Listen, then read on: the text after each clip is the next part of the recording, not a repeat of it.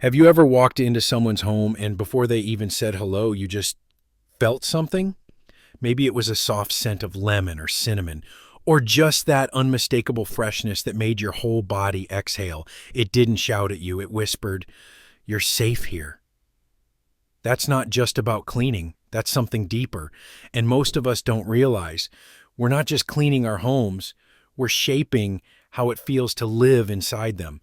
Today, I want to share with you 10 time tested secrets that older women, just like you and me, have quietly sworn by for decades. Not fancy sprays or trendy gadgets, but the gentle wisdom of grandmothers, mothers, and neighbors who knew how to make a house feel alive with warmth. You won't just learn how to make your home smell wonderful, you'll discover how to make it feel like a place of peace, comfort, and memory. Let me tell you a little story. When I was a child, I used to visit my great aunt every Sunday after church. Her house was nothing grand, just a small, tidy cottage with creaky floors and floral curtains. But the moment I stepped through her door, there was always the same smell. A mix of lavender from the linen drawer, a simmering pot of cloves and orange peel on the stove, and just a hint of old books and wood polish. I didn't know what it was back then.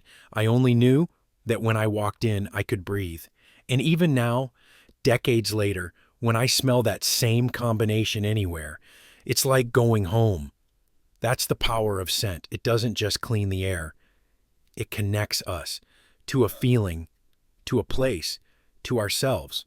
So let's explore these gentle habits together. Secrets that don't just freshen up your house, but fill it with the kind of love and calm we all deserve. Come on in, you're home. Let's begin. Let fresh air in. The oldest trick in the book.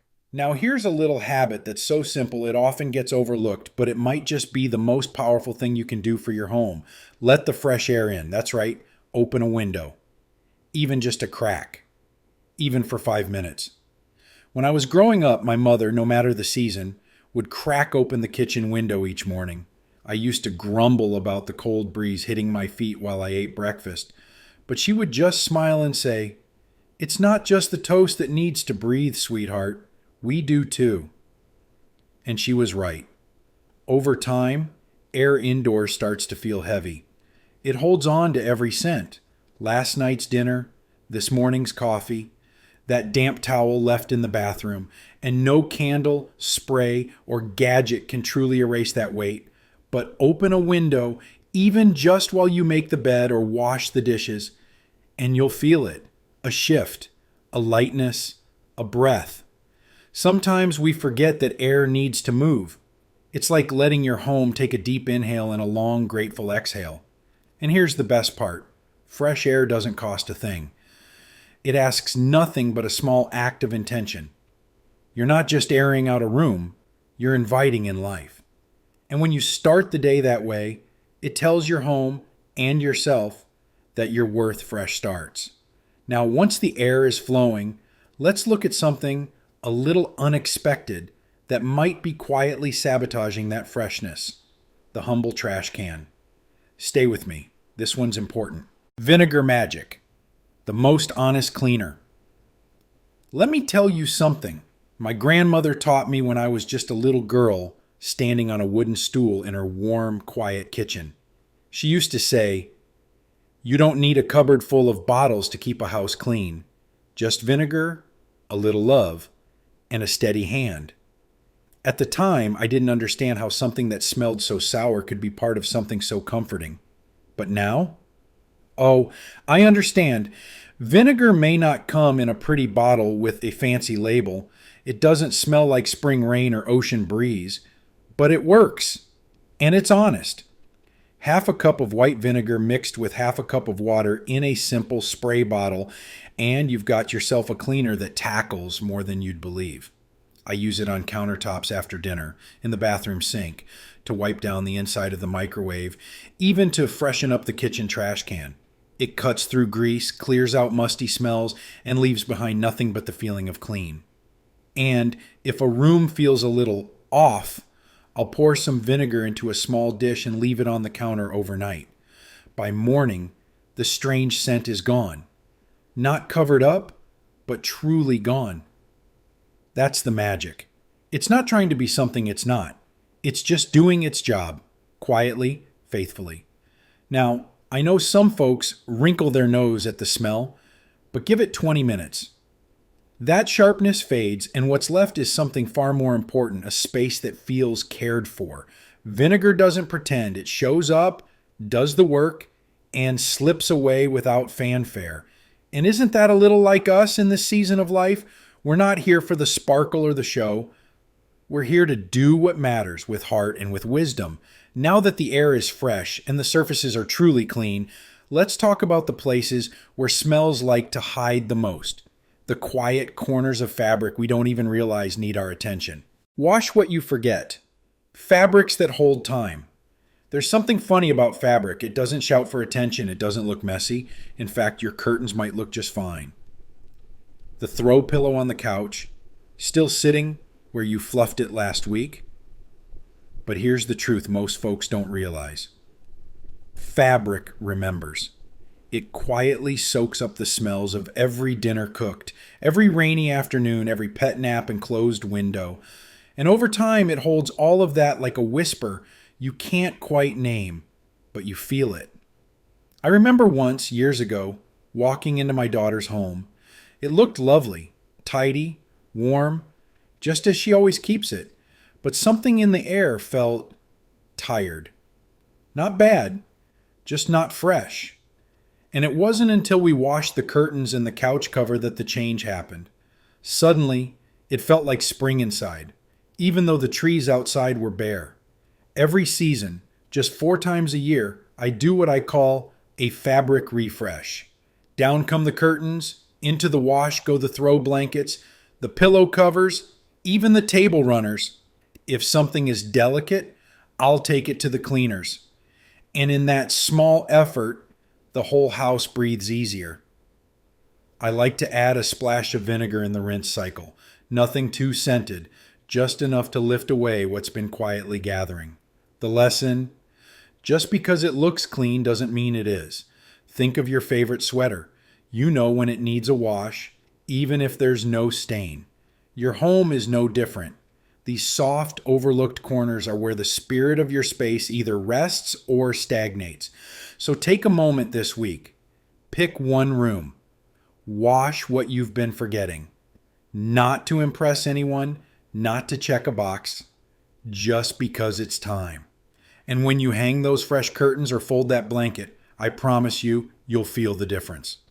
Now that we've lifted the quiet weight from the fabrics around us, let's move toward a spot most people don't even think twice about: the trash can. But it holds secrets. Let's take a closer look. Deep clean carpets, where memory lives. There's something special about a soft carpet under your feet. It's where babies took their first steps, where you curled up with a book, where family gathered, shoes kicked off, laughter filling the room. But as the years go by, those carpets, so quiet, so familiar, begin to carry more than just memories. They hold on to the dust of daily life, the pollen from open windows, the faint scent of dinners past, even the footprints of a rainy day. And here's the thing: vacuuming helps, but it only reaches the surface. Deep down, hidden in the fibers, live the little things we don't see but somehow feel. That's why twice a year I roll up my sleeves and give my carpets the kind of care they deserve. A deep clean, not just to make them look better, but to help the whole house breathe again. You don't need anything fancy. I use a small home carpet cleaner, just warm water and a bit of vinegar. No strong perfumes, no artificial cover-ups, just clean. And when I pour out that murky water afterward, it's a quiet reminder of all the moments that passed through the room without a second thought. Once, after a long winter, I cleaned the living room rug and opened the window for the afternoon. The scent that filled the house wasn't just freshness, it was relief. Like the house itself had exhaled, like it had been waiting for someone to notice. Our carpets carry more than dirt. They carry stories. And when we take the time to care for them, we honor those memories, not by keeping every speck, but by making space for new ones to come. Now that we've walked across clean ground again, let's turn our eyes to something smaller, quieter, but just as powerful. A humble box of baking soda and the hidden gifts it brings. Let's talk about that next. Simmer potpourri, cooking up comfort. There's a kind of magic that happens when you walk into a room and it smells like warmth, like something's been baking, or a holiday is coming. But here's the secret. It doesn't have to be a pie in the oven or a roast in the slow cooker. Sometimes it's just a small pot on the stove with a few humble ingredients swirling together, gently filling the house with comfort. I remember one cloudy afternoon, the kind that makes the house feel a little too quiet, little too still. I filled a saucepan with water, dropped in some orange peels from breakfast, a cinnamon stick, a few cloves, and a splash of vanilla. Turned the burner to low. That's all. Within minutes, the house smelled like memory, like something good was happening, even if nothing was. This little ritual, simmering potpourri, isn't new. Women before us did it with scraps from the pantry, not because it was trendy, but because it worked. It told the house, "You matter, I care."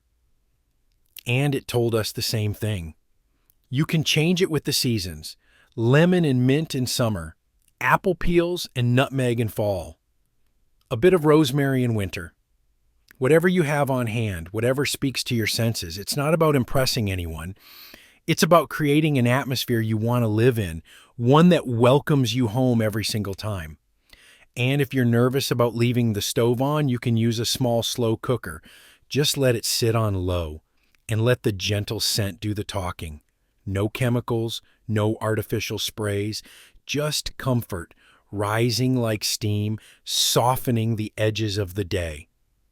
Now that we've stirred up a little warmth, let's turn to something even quieter, but just as powerful.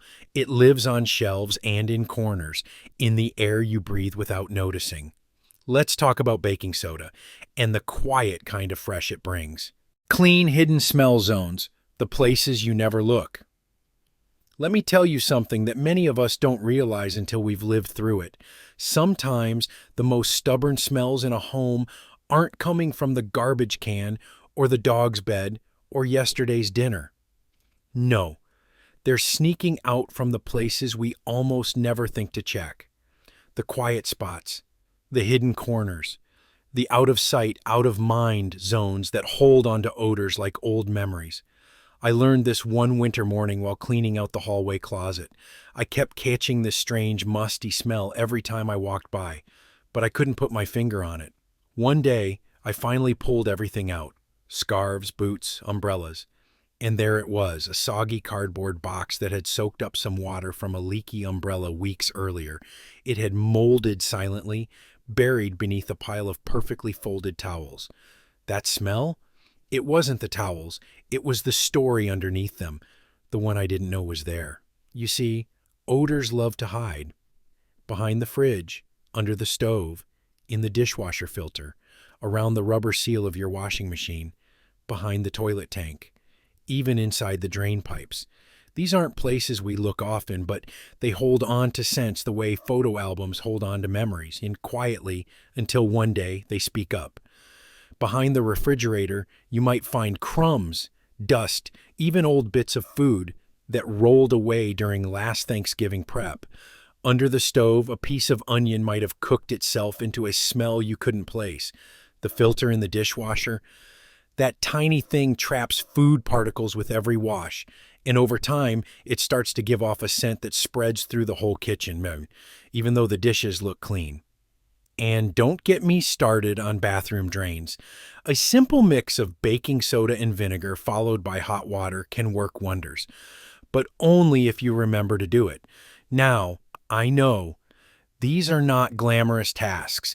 Nobody brags about scrubbing behind the toilet or wiping out the trash bin, but these little habits, done gently and regularly, make all the difference. Because what we're doing isn't just removing smells. We're releasing tension from the home. We're saying, I care enough to notice what others might ignore. And let me say this, you don't have to tackle everything in one day. Choose one zone a week, just one. Mark it on your calendar like a date with your home. Monday, clean under the sink. Next Thursday, check the washing machine seal. A few minutes here and there, and before you know it, your home starts breathing easier. So as we begin to clear the air, literally and emotionally, I want you to remember something important. And the power isn't in the spray bottle or the scrub brush. The power is in your attention, your presence, your willingness to look where others don't. That's what makes a home feel truly cared for. Not the showroom shine, but the invisible kindness. Now that we've shined a light on the places no one talks about, let's turn our attention to something even softer, the scents that whisper instead of shout. Because the next step in creating a home that smells like peace is choosing fragrance with feeling. Let's talk about that coming up next. Subtle scents, whisper, don't shout. There's a fine line between a home that smells warm and inviting and one that makes your nose flinch the moment you walk in. I've been in both. You probably have too. Some places are so heavily perfumed, you feel like you've stepped into a department store, and instead of comfort, all you want is fresh air. What I've learned, after years of trial, error, and yes, a few too many air freshener regrets, is this. The most beautiful scents are the ones you barely notice, the ones that simply feel like peace. Clean laundry, a hint of lemon in the kitchen, the soft trace of vanilla in the hallway. These aren't scents that scream, they whisper, and that's why they stay with you. I remember my grandmother used to dab a little lavender oil on a cotton ball and tuck it behind the curtain in the living room. It didn't hit you in the face, but the room always felt calm, gentle, safe. That's the feeling I want in my home too. Not a performance, just a presence. So try this instead of reaching for the strongest spray in the store. Add a drop of essential oil to your mop water. Lemon or eucalyptus is lovely. Let a single candle burn for an hour in the evening. Nothing fancy, just one with a scent that soothes. Or put a tiny bowl with vanilla behind the bookshelf. Let it work quietly.